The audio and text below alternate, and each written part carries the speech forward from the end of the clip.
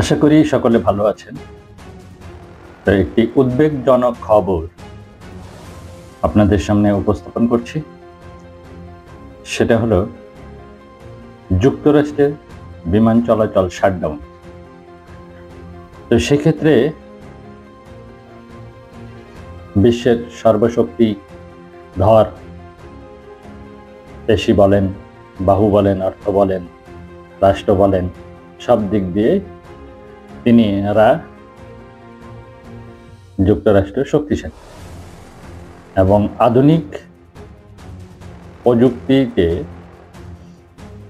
স্বনির্ভর বলা যায়।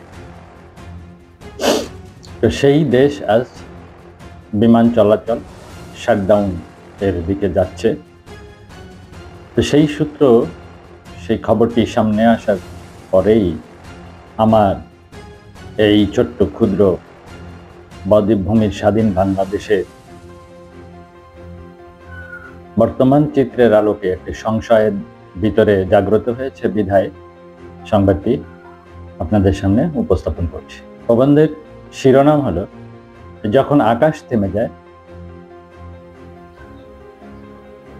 যুক্তরাষ্ট্রের শাটডাউন থেকে বিশ্ব বাণিজ্যের কাঁপন। যখন আকাশ থেমে যায়, তখন শুধু বিমান নয়, থেমে যায় মানুষের ভবিষ্যৎ। একটি দেশ থামলে তার প্রভাব কি শুধু সীমানার ভেতরে সীমাবদ্ধ থাকে? না, আজ সেটি প্রমাণ করেছে যুক্তরাষ্ট্র।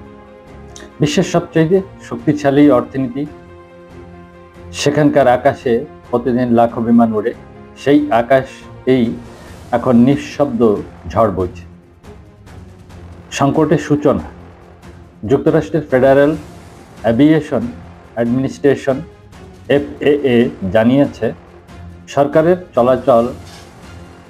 চলমান শাটডাউন সংকট ও কর্মী সংকটের কারণে দেশ জুড়ে একাধিক বিমানবন্দরে উড়ান সংখ্যা 10% কমানোর সিদ্ধান্ত নেওয়া হয়েছে। তো ফলাফল কি ঘটেছে? ইতিমধ্যে হাজার হাজার ফ্লাইট বাতিল হয়েছে। প্রধান বিমানবন্দরগুলোতে ঘন্টার পর ঘন্টা দেরি হচ্ছে। হাজারো যাত্রীর আটকে পড়া ও ট্রানজিট বিশৃঙ্খলা।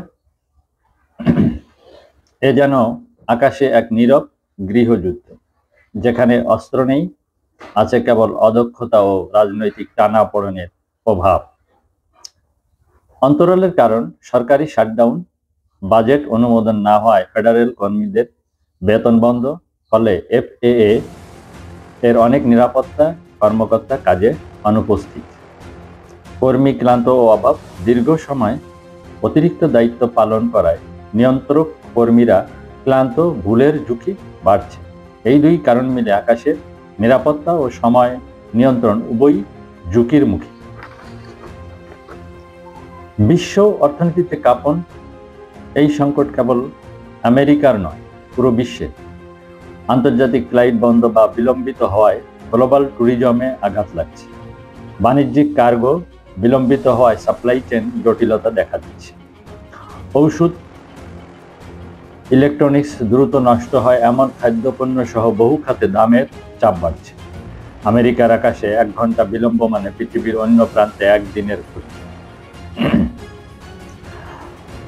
তো এই আলোকে বাংলাদেশের জন্য শিক্ষা। বাংলাদেশের অর্থনীতি এখন আন্তর্জাতিক বাণিজ্য, রেমিটেন্স ও পর্যটনের উপর নির্ভরশীল। সুতরাং আন্তর্জাতিক উড়ান ব্যাহত হলে রপ্তানি ও আমদানি উভয়ই ক্ষতিগ্রস্ত হবে। সমবাজারে রেমিটেন্স প্রভাব পড়বে। ট্যুরিজম, ঔষধ ও প্রযুক্তি আমদানিতে বিলম্ব করবে। বাংলাদেশকে এখনই বিকল্প আকাশপথ, আঞ্চলিক সহযোগিতা যেমন চীন, মধ্যপ্রাচ্য, দক্ষিণ পূর্ব এশিয়া ও নিজস্ব কার্গো সক্ষমতা বাড়াতে হবে। এটাই সময় স্বাধীন আকাশ নীতি গঠনের, যেন অন্য দেশের রাজনৈতিক অচল অবস্থায় আমাদের অর্থনীতি থামিয়ে দিতে না পারে। পরিশেষে আজ আকাশ থেমে গেছে কারণ মানুষ রাজনীতিকে দায়িত্বের আগে বসিয়েছে। শাটডাউন শুধু একটি প্রশাসনিক শব্দ নয়, এটি সভ্যতার শৃঙ্খলা হারানোর প্রতীক। বাংলাদেশের জন্য এই বার্তা স্পষ্ট, নিজের আকাশ নিজের নিয়ন্ত্রণে রাখতে হবে।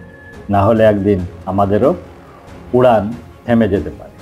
তো ধন্যবাদ, ভালো থাকবেন।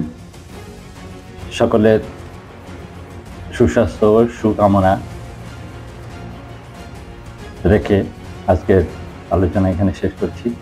ধন্যবাদ। মালিক ভরসা। জয় জয়।